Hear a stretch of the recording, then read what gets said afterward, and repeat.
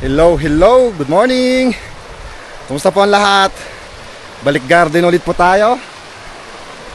Uy. Papatubig po kasi kami dito sa may pananim po namin patatas ngayon. Titignan ko lang kung basa na at may lilipat. Medyo kasi kailangan ibabad na ngayon. Ganito nga, matanda na. Malapit-lapit na yung ma-harvest. Kaya pwede nating ibabad. Ito na po yung pananim natin patatas. Diba? Medyo nag-yellow na talaga. Unti-unti nang namamatay. Kasi yan, yung patubig natin, dalawang malakas. So, dito pala nilagay ni mama kahapon. Kaya kailangan ibabad na lang dyan. Maganda kasi pag ganitong matanda na, babad natin yung patubig para mas lumaki po yung bunga. Yun. Uy! Sakto. Patapos na lang pala to. Kasi yung isang patubig din po natin, yan dyan. Medyo yan po yung mahina. Yung dalawa dito, yun po yung malakas. Ito, usog na lang dito mamaya. Tsaka yung tanim natin doon, ayun, tapos na pala dyan.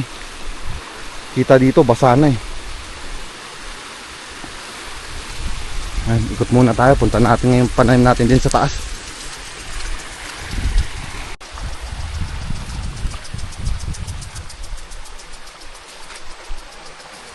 Malalaki yung crack ng lupa. Kaya sakto lang. Ayun.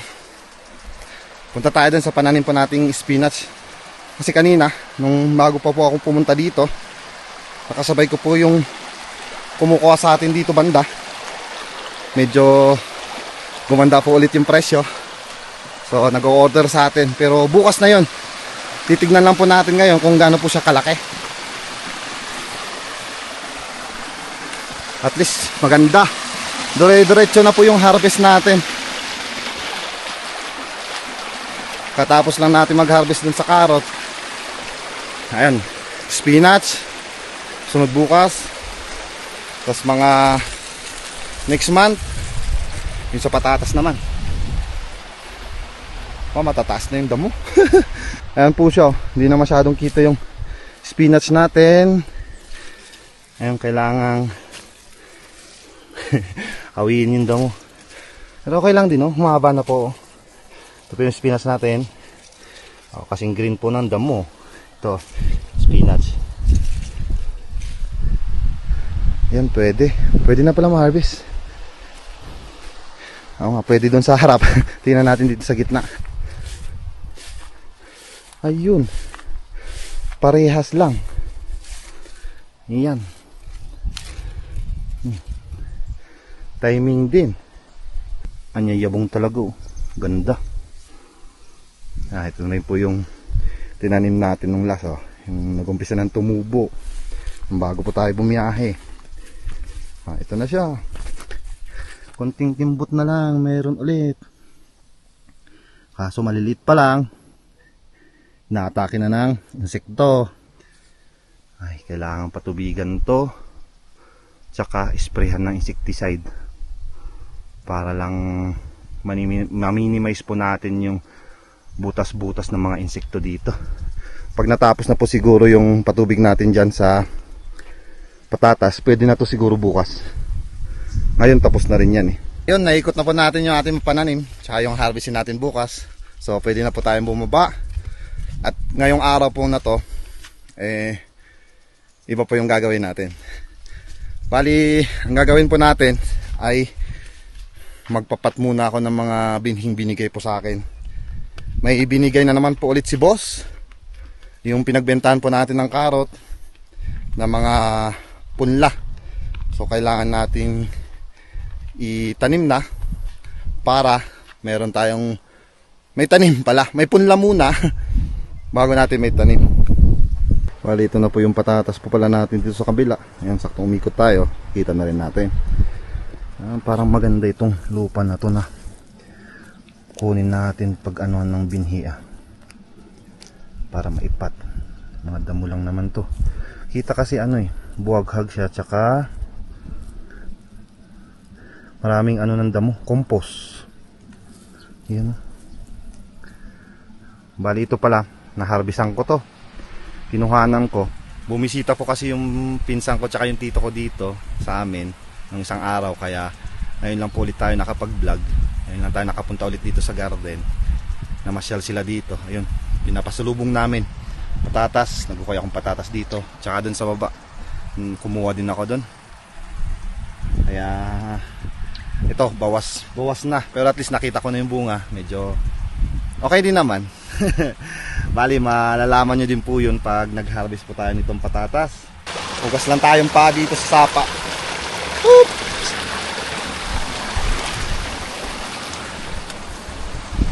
Bali pala sa carrot po natin na harvest, mamaya ko na ikikwento yung magkano yung nagastos natin, magkano lahat ng bayad, kung may kita ba tayo.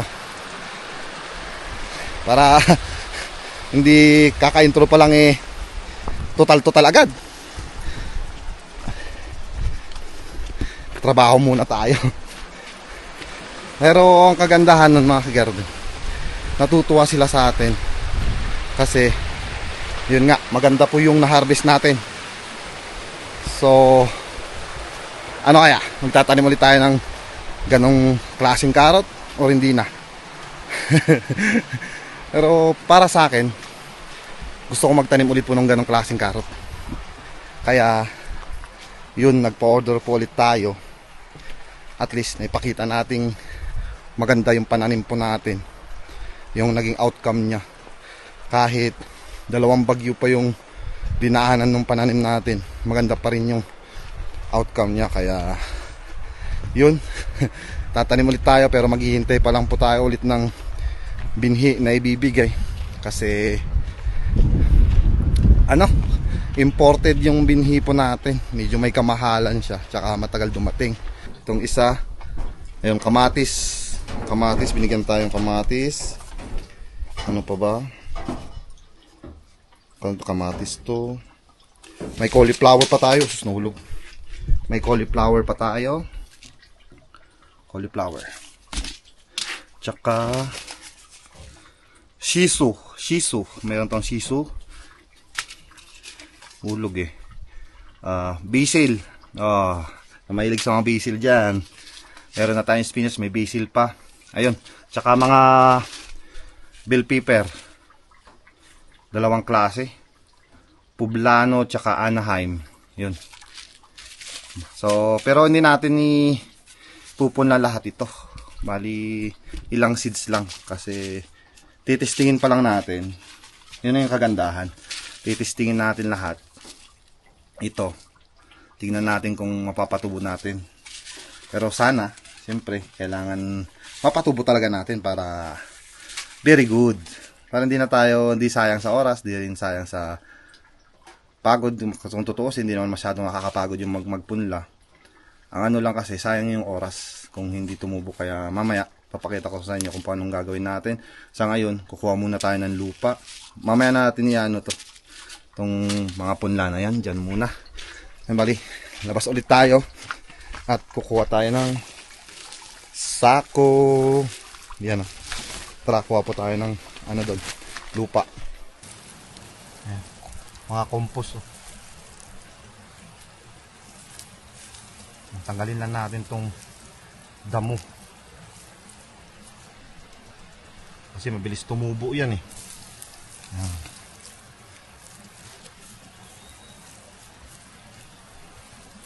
Kaya natin lamas-lamasin pa. Para pag naglagay tayo sa pat mamaya, lagay-lagay na lang. Diba?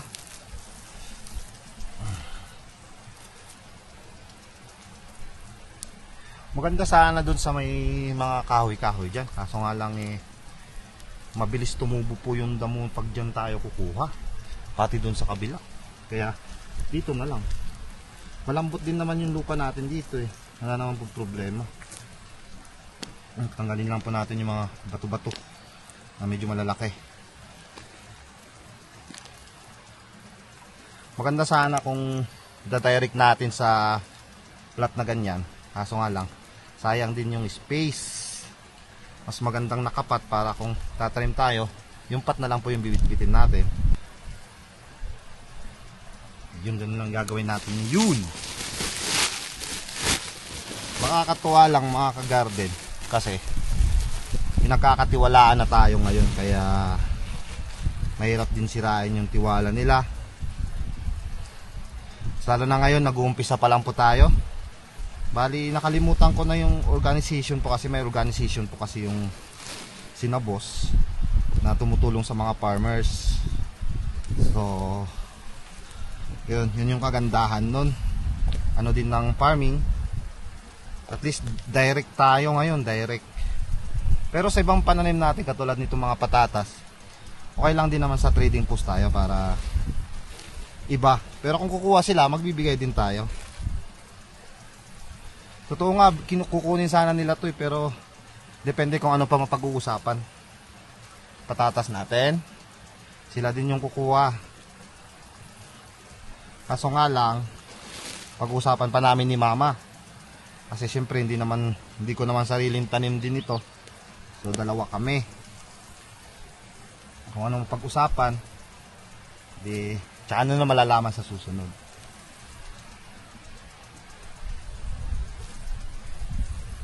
Yun, mayroon pang mga mga naiwan na ipot ng manok, kaya ito yung gusto ko.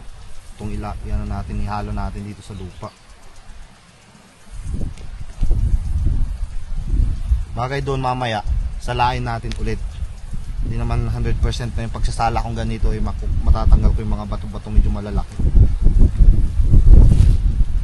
Tsaka makalipat na rin tayo doon kasi mahangin na dito. Hindi tayo makapag-vlog ng gusto. Pwede na siguro to. Pag kinulang, kuha na lang tayo mamaya. Medyo mabigat, lupa eh. Tara, baba na po tayo.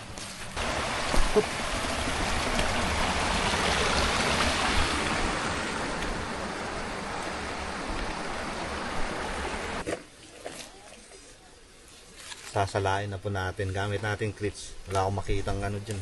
Magandang pang sala. Para matanggal po yung malalaking bato. Wow.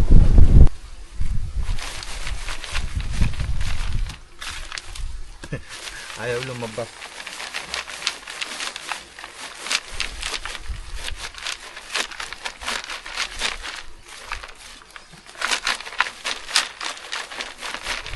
Ayan o. Daming bato.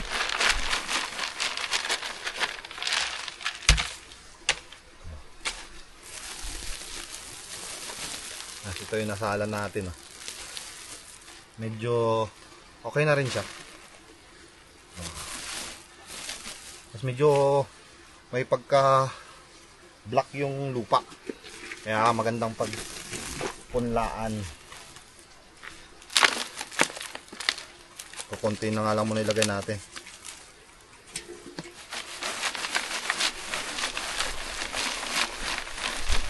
Ayun, mas mabilis pala pag konti-konti lang. Ayun. Ayan na siya. O, diba? At least natanggal natin yung malalaki. Okay lang yung mga maliliit na yan. Mga yan. Okay lang yan. Pwede na kaya ito sa sampat. Tara, kunin nga natin yung sampat dito. Ito. Dadalawa lang yung potting tray natin Hindi nakabili. Bali, maghanap na tayo mamaya ng mga plastic dyan.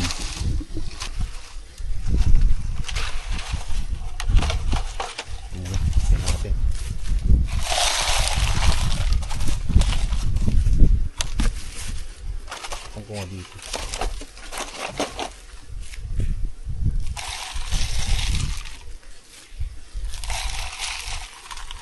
Wala po tayo nilagay na iba dyan lupa lang nakuha natin sa taas.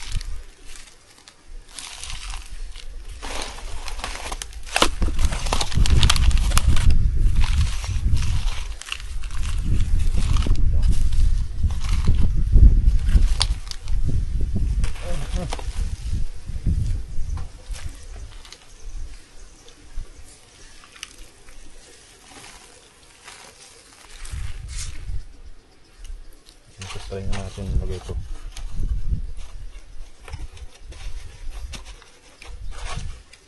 Ayaw mabutasan. Tingnan natin konting lupa para bumigat.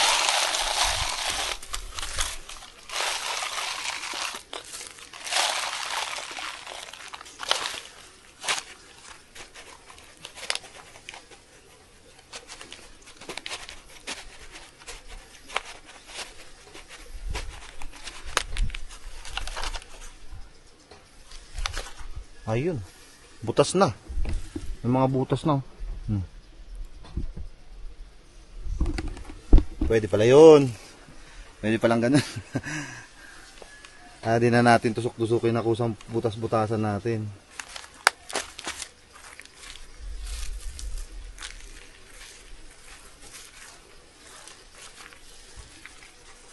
Try natin butasan din to. Kaso nga lang paano natin. Kunin na po natin yung mga binhi dito. Hinangin ba? Dami ito Ito na. Try natin itong mga to. Totoo lang. Katulad po nitong to, sa tutusan lahat nito. Ngayon lang po ako magtatanim ng ganito. Kaya samahan niyo po ako sa ating pagtatanim. Lahat-lahat mag-umpisa dito sa pagpupunla, pag-aasikaso hanggang sa may transplant po natin. Samahan nyo po ako para tingnan natin. Pwede rin mag-comment po kayo kung may mga mali-mali po akong ginawa sa mga kagarden natin dyan na nagtatanim din ng kamatis, ganun. Itong cauliflower, kabisado ko na. Ito mga tulad nitong basil, tsaka itong sisyo, tsaka itong sili. Mag-umpisa po tayo dito sa ating kamatis.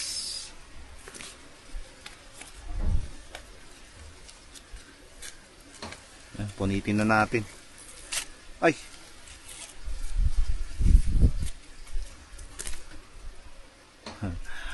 40 seeds lang to.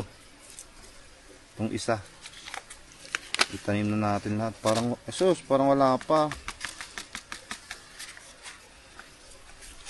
Parang wala pa.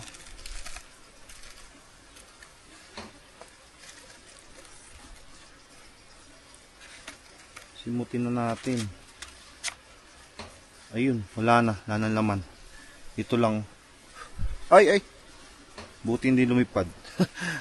Langaw, sumasama pa Ayun siya. Kunti lang sa isang sashi. Grabe ba? Gawin na lang natin tigisa. Panigurado lang ba? Yun.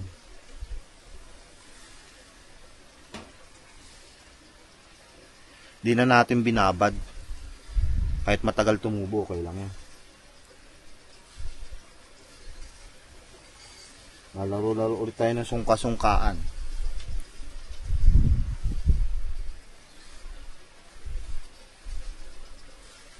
Buti na lang itong potting tray natin is nasa 128 yung butas. Pwede yung dalawa, guro. Klase ng kamatis. Mamaya bibilangin natin kung ilang butas yung nalagyan nitong isang sachet.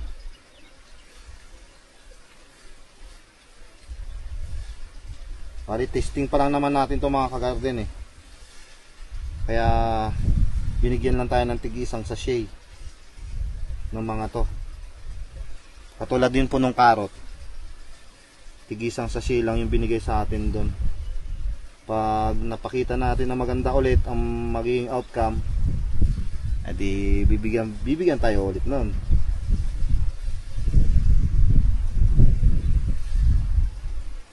Kunti lang ba? Ayun. Bali 2, 4, 6, 8, 10, 12, 14, 16, 18, 20, 22, 24, 26, 28, 30. 2, 4, 6, 8, 10. Tama, 40. Korintang korintang butas.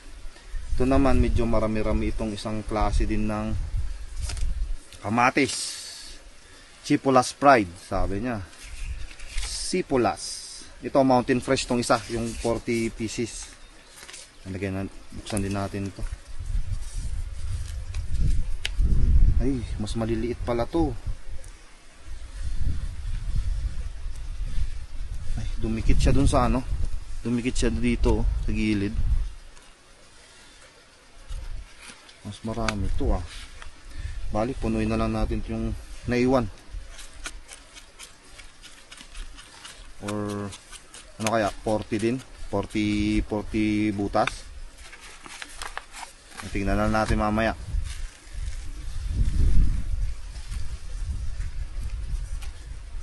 Unti-unti nga muna kuha ko. Mamaya ulit pa rin. Mahal ng binhi eh. Late na tayo nagtanim ng kamatis ba? Nung kailan mahal ng kamatis.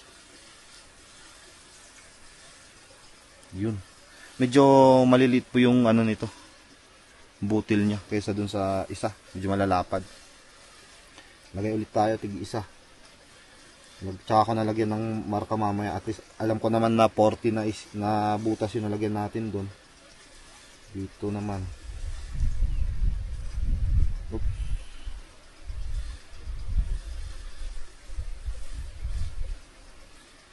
Tsaka ayun pala sa patatas, ay sa patatas na.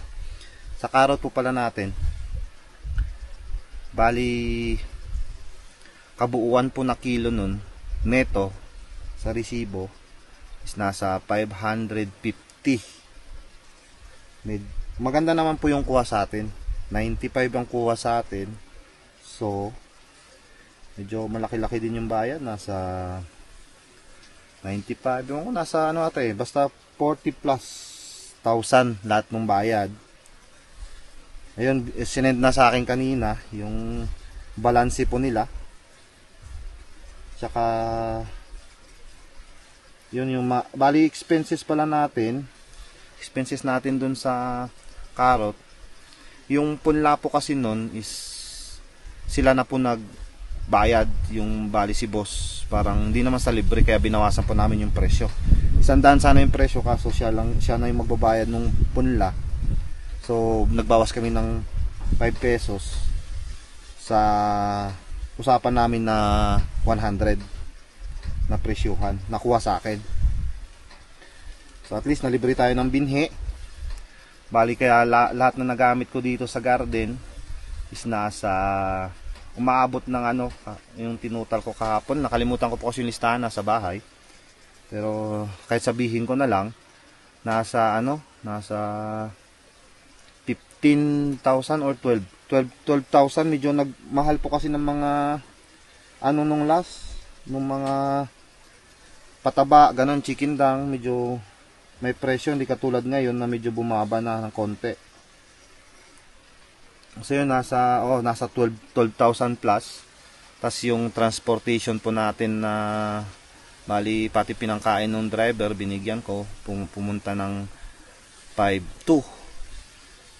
Tsaka yung yung 4D nung mga nagbunot wala. Nagbigay po tayo ng 1,500, tigpa 500 sila. Tsaka yung kumboy is nagbigay po ako ng 1,000. Bali ginawa natin dito 2 per kilo. Tsaka dinagdagdag na lang ako ng ano nila, ng pang tanggal pagod. So yun. Bali mga 1 plus din nata, 1,500 binigay ko lahat.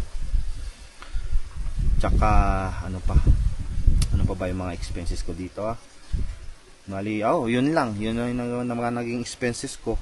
So at least kahit papaano may naiwan po naman sa akin neto sa akin na farmer, may 20 or 25,000 akong neto. So okay na rin yun mga kagarden kasi maliit lang po yung tinamnan natin kung tutuusin yan.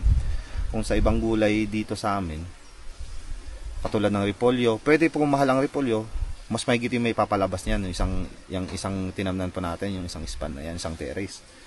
Pero kung medyo mura, di tayo basta-basta makapagpalabas po dyan ng ganong kita. Kaya yun nga, natutuwa po ako kahit papano. First time na nagtanim po tayo ng ganong klaseng carrot. Maganda po yung naging kinalabasan. At least may kita. ayun, may panggastos ulit sa susunod. May pangkapital ulit tayo dito sa mga binigay po sa ating punla. Diba? At least kahit papano na sabi ko po sa inyo. Pasensya na lang po at wala po tayong listahan na naipakita. Pero kung tutuusin, kung ano gusto ko ulit po talaga magtanim ng ganung ulit carrot.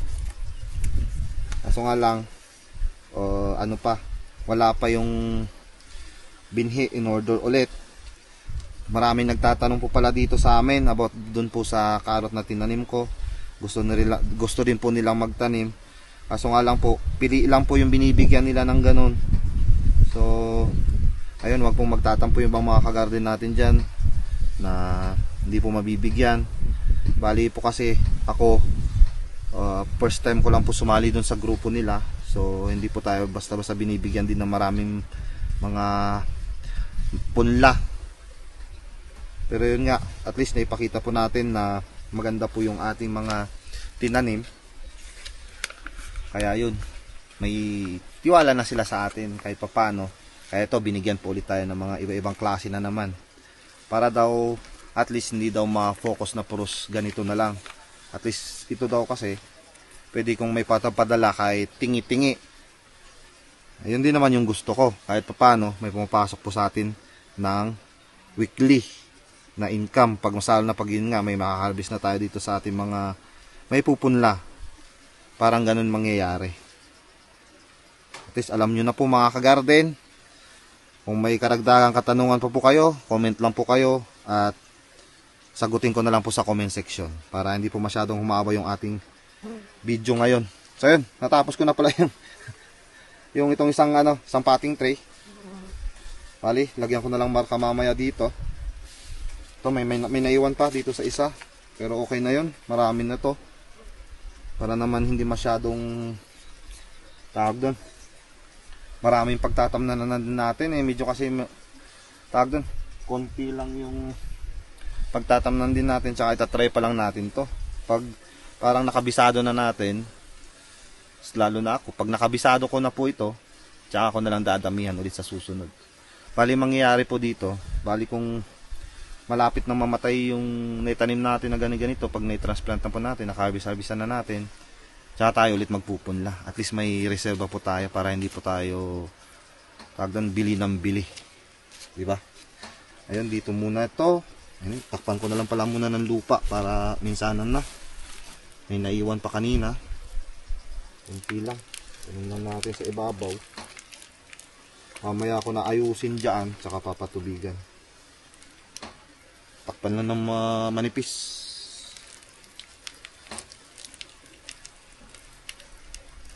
Marami-rami din to.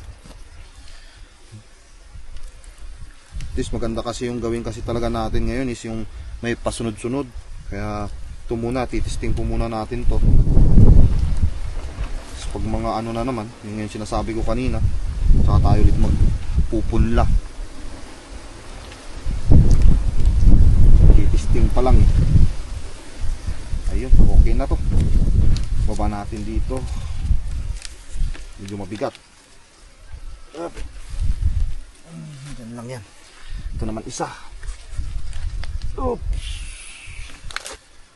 Bali dito sa isa naman, itong ating sili, itong Poblano tsaka Anaheim. Ayun, bali dito medyo ayun, 250 seeds. 250. Bali half na lang sila dito. Bali ito kasi yung pahaba niyang ganyan is 16 8 by 2 4 6 2 4 6 8 8 by 8 yung gagawin natin. Yung nasobra po dito, iwanan po natin para itanim po natin sa susunod. Kaya kailangan dahan-dahanin po natin tanggalin itong pandikit niya. Yung oops, huwag kang mabali. Bali, punit pala. Sorry. Ito, yung Anaheim naman yung lalagay natin. Lagyan muna ako dito.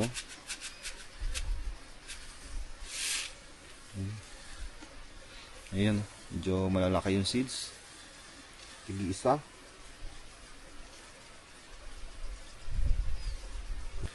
Tapos na po natin yung Anaheim na isang variety. Doon naman po tayo sa Poblano. Ayun, okay na. Pahirapan ba to? Parehas lang pala sila ng seeds niya.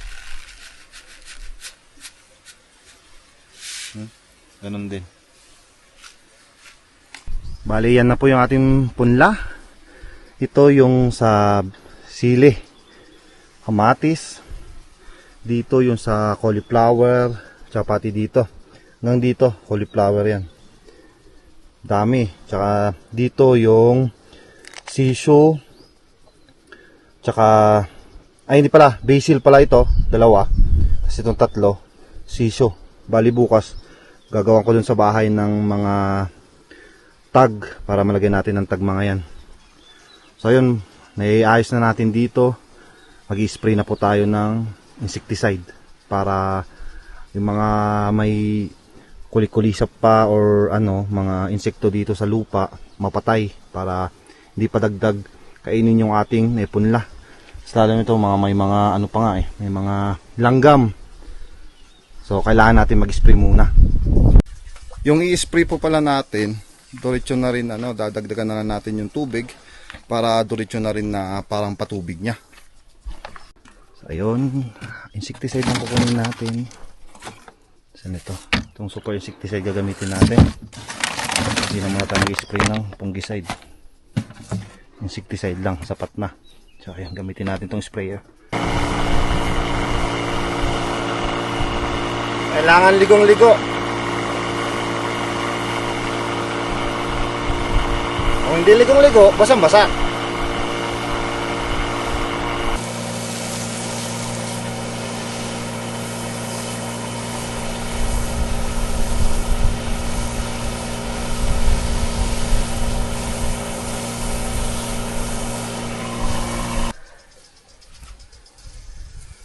Last step, lagyan natin ng net para hindi malamok.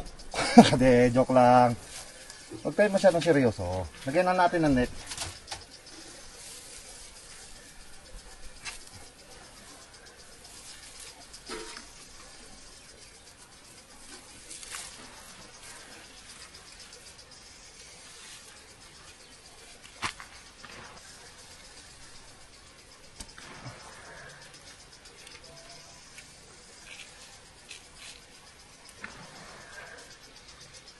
Yun.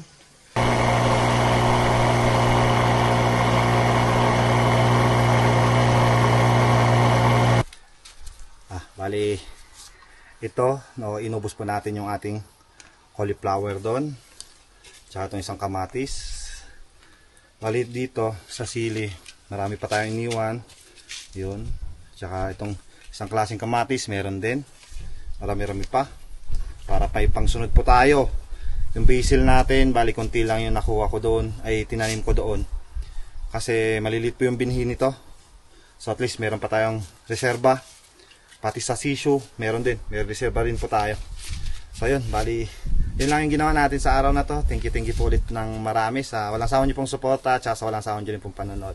Bali, dito na po ulit nagtatapos yung ating vlog. Mag-ingat po kayo palagi mga ka-garden, and God bless. Bye bye, bukas ulit.